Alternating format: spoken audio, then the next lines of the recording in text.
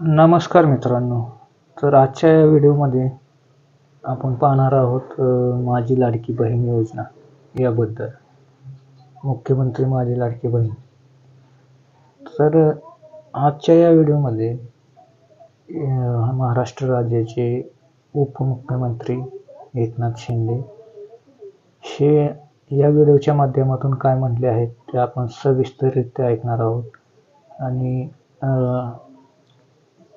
ज्यांना कोणाला म्हणजे ज्यांनी कोणी अजून चॅनलला सबस्क्राईब नसेल केलं त्यांनी चॅनलला सबस्क्राईब करून घ्यावं आणि असेच नवनवीन व्हिडिओ तुमच्यापर्यंत पोहोचून जातील.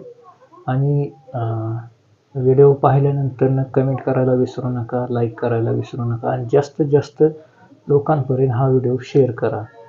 व्हिडिओ स्टार्ट करूया. आता ही सगळी मंडळी जोरात काम करणार. आमची जबाबदारी आता वाढलेली आहे. आज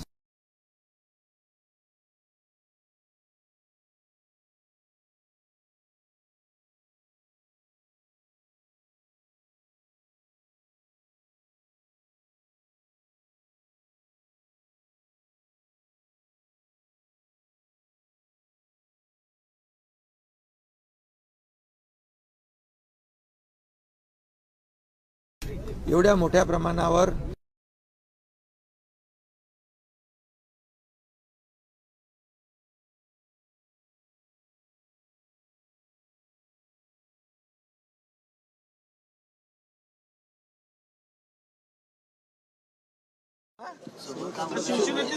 बघा, परिवारापासून कुटुंबापासून आमच्या कोणी वेगळं होऊ शकत. हे शिवसेना हे आमचं कुटुंब आहे. तुम्हाला मी सांगतो, विजय शिवतारे यांनी तर मला हे सांगितलं होतं, एकनाथ शिंदे यांचा मी विश्वास हे पद माझ्यासाठी सर्वात मोठं. प्रकाश इथं बसलाय, त्यांनी मला येऊन सांगितलं ठीक आहे. घरचे लोक थोडे वाईट वाटतं, नाराज होतात. नरेंद्र मलके भाऊ, लाडके शेतकरी, लाडके ज्येष्ठ सर्व घटकांनी जे भरभरून मतांचा वर्षाव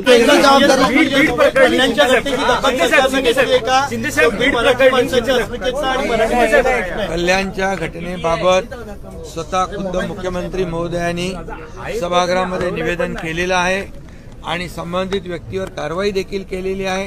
कुठल्याही परिस्थितीमध्ये लोकशाहीमध्ये जे आपले फंडामेंटल राईट्स आहेत त्याच्यावर कुणालाही गदा आणता येणार नाही. कुणी कसं राहावं आणि कुणी काय खावं या बाबतीमध्ये या महाराष्ट्रामध्ये मराठी माणसाची अस्मिता जपण्यासाठी शिवसेनेचा जन्म झाला. बाळासाहेबांनी शिवसेनेला जन्म दिला आणि शिवसेना सुरू झाली आणि तेव्हापासून मराठी माणूस ताठ मानेने जगू लागला. त्याला मोठ्या कार्यालयांमध्ये, सरकारी कार्यालयांमध्ये नोकऱ्या मिळू लागल्या, त्याचा मानसन्मान वाढला आणि म्हणून या महाराष्ट्रामध्ये मराठी माणसाचा अपमान कुणालाही करता येणार नाही आणि या बाबतीमध्ये कुठलाही मुलाहिजा कोणाचा ठेवता येणार नाही. संबंधित घटनेवर सरकारने गांभीर्याने घेतलेला आहे. पुन्हा एकदा सांगतो मी, मुख्यमंत्री महोदयांनी सभागृहामध्ये या बाबतीमध्ये भाष्य केलंय आणि कारवाई देखील केली. मराठी भाषेला अभिजात दर्जा देणारे हे महायुती सरकार आहे. राज ठाकरेंनी ट्विट केलेलं आहे की कल्याणच्या घटनेनंतर स्थानिक नेते, स्थानिक लोकप्रतिनिधी तिथे फिरकले नाहीत. बाबा, त्यांचेही कार्यकर्ते गेले असतील, परंतु आमचे स्थानिक शिवसेनेचे पदाधिकारी अशा प्रकारच्या घटनेकडे गांभीर्याने पाहतात आणि अशा तात्काळ त्या ठिकाणी पोहोचतात. स्थानिक लोक, शिवसैनिक त्या ठिकाणी पोहोचले.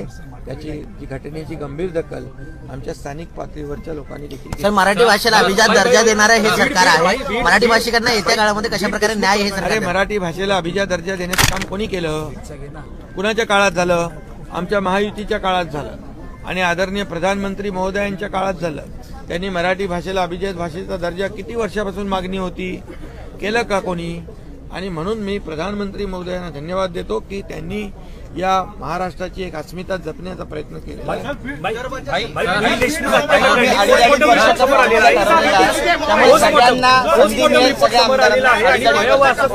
बिलकुल फॉर्म्युला ठरलाय आणि पोस्टमॉर्टम रिपोर्ट समोर आलेला आहे बीड देशमुख हत्या प्रकरणी, त्यावरती तुमचं म्हणणं काय? त्या बाबतीमध्ये पण मुख्यमंत्री महोदयाने सभागृहामध्ये सविस्तर उत्तर दिलंय, सविस्तर निवेदन केलेलं आहे. झालेली घटना अतिशय दुर्दैवी आहे, माणुसकीला काळीमा फासणारी आहे आणि म्हणून या बाबतीमध्ये सरकारने गांभीर्याने घेतलेलं आहे. यामध्ये जे दोषी आहेत त्यांच्यावर कठोर कारवाई होणार आहे आणि त्याचबरोबर जे पोलीस अधिकारी आहेत त्यांना निलंबित केलेलं आहे आणि त्याचबरोबर पोलीस अधीक्षक यांना तिथून दुसरीकडे त्यांना त्यांची बदली करून ट्रान्सफर केलेली आहे आणि म्हणून यामध्ये कुणालाही पाठीशी घालण्याचं काम सरकार करणार नाही. यामध्ये SIT नेमलेली आहे, न्यायालयीन चौकशी होणार आहे.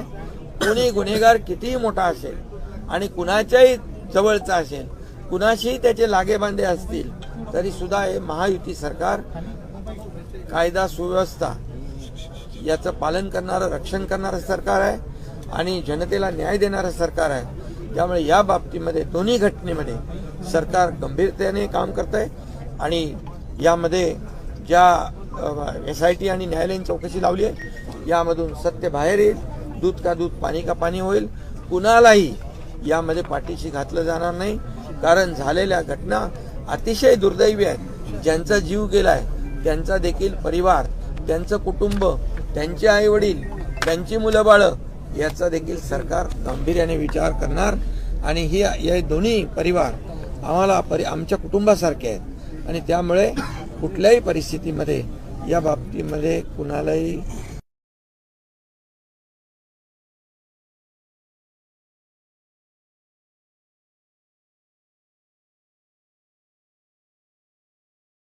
एक्सक्यूज होणार नाही, असे कुणालाही मुभा नाही आणि या बाबतीमध्ये देखील सरकार गांभीर्याने घेईल.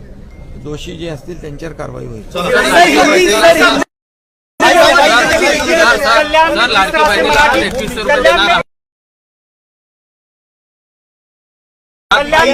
महाराष्ट्रामध्ये 10,000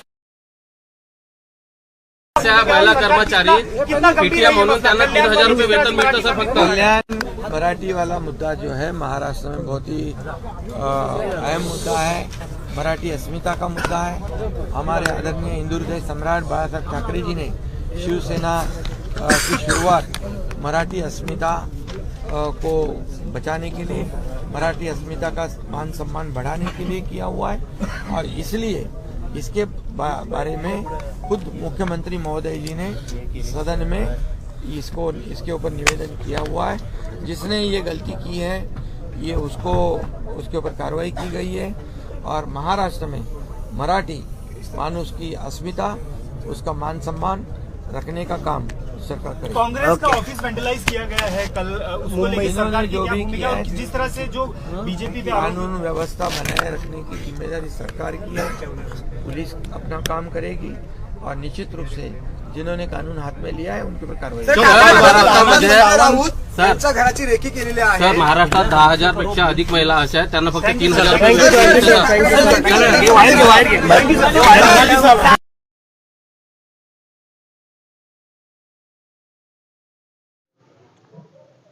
मित्रांनो, आजचा हा व्हिडिओ तुम्हाला कसा वाटला तो कमेंट करून सांगायला नक्कीच विसरू नका आणि चॅनल सबस्क्राईब करायला नक्कीच विसरू नका आणि जास्तीत जास्त लोकांपर्यंत हा व्हिडिओ पोचवा.